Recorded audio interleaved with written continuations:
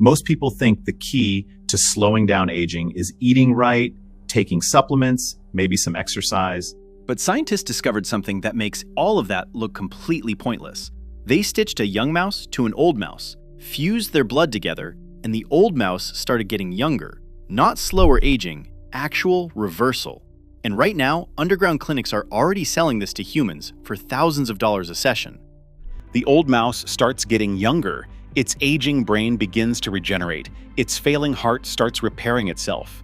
Damaged DNA literally reverses course. But the young mouse ages rapidly. Its youth drains away through shared veins, like a battery being sucked dry. This procedure is called heterochronic parabiosis, and the results are so powerful that they make every anti-aging supplement on the market look like a joke.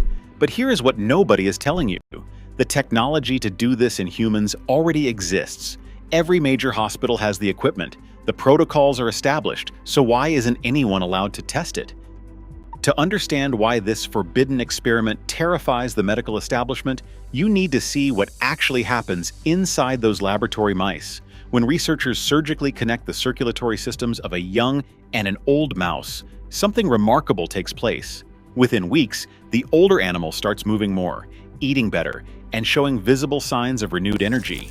But the real transformation happens at the cellular level. Old mice exposed to young blood showed rejuvenation across multiple organ systems, including the brain, the liver, the heart, and skeletal muscle tissue. These were not subtle changes. The old animals were not just slowing down the aging clock, they were turning it backward. The most compelling data came from extended parabiosis studies where animals stayed connected for 3 months. Old mice lived 6 to 9% longer than their control group peers. Now that might sound modest, but consider this. Scaled to a human lifespan, that's roughly 5 to 7 extra years of life. And these weren't 5 years spent declining in a hospital bed. The mice were biologically younger, more active, more alive. At the DNA level, researchers found something that challenges everything we thought we knew about aging. The epigenetic age of blood and liver tissue was drastically reduced. Gene expression patterns that typically define old age literally reversed, showing patterns associated with youth. And here's what stunned the research community. These rejuvenation effects persisted for 2 months after the mice were separated. The young blood had permanently altered the trajectory of aging. So what exactly is in young blood that turns back the biological clock? Scientists have identified a key protein called growth differentiation, factor 11, GDF11. This protein naturally declines as we age, and when researchers injected old mice with GDF11, the results were dramatic. Heart muscle cells shrank back to youthful size. The thickness of heart walls resembled those of young, healthy animals. Old mice even recovered their ability to detect faint odors, a sensory function that typically deteriorates with age. But GDF11 is just one piece of a much larger puzzle. Young blood contains microscopic packages called small extracellular vesicles that act like molecular messengers.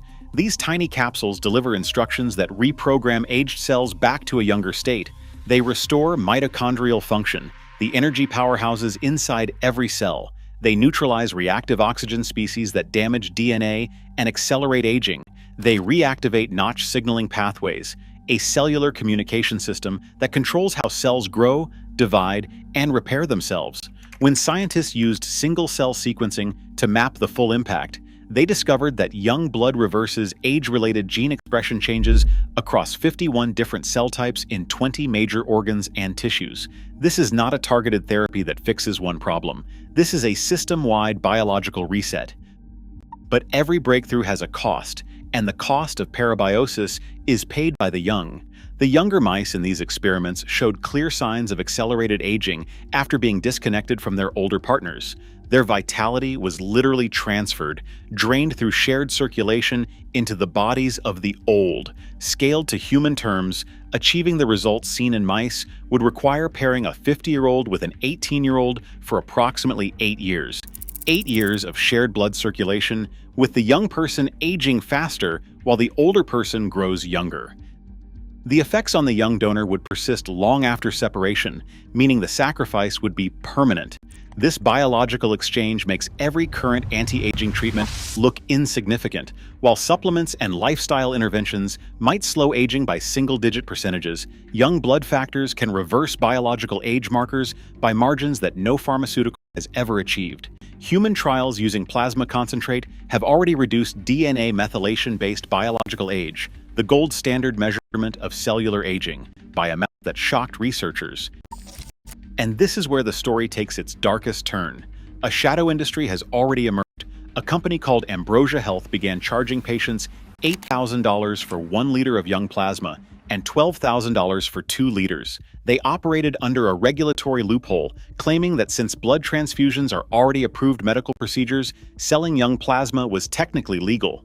By August 2017, 600 people had paid thousands of dollars to become test subjects in what was essentially an uncontrolled experiment. The plasma they received had passed its 42-day storage limit, was centrifuged to remove cells, pooled from multiple donors, and transfused into paying customers.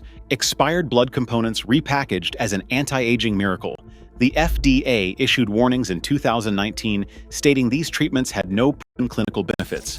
Ambrosia temporarily shut down, then it rebranded and quietly resumed operations. Today, clinics in Mexico, Panama, and Eastern Europe openly advertise young blood transfusions to wealthy patients willing to travel outside their home country's regulations.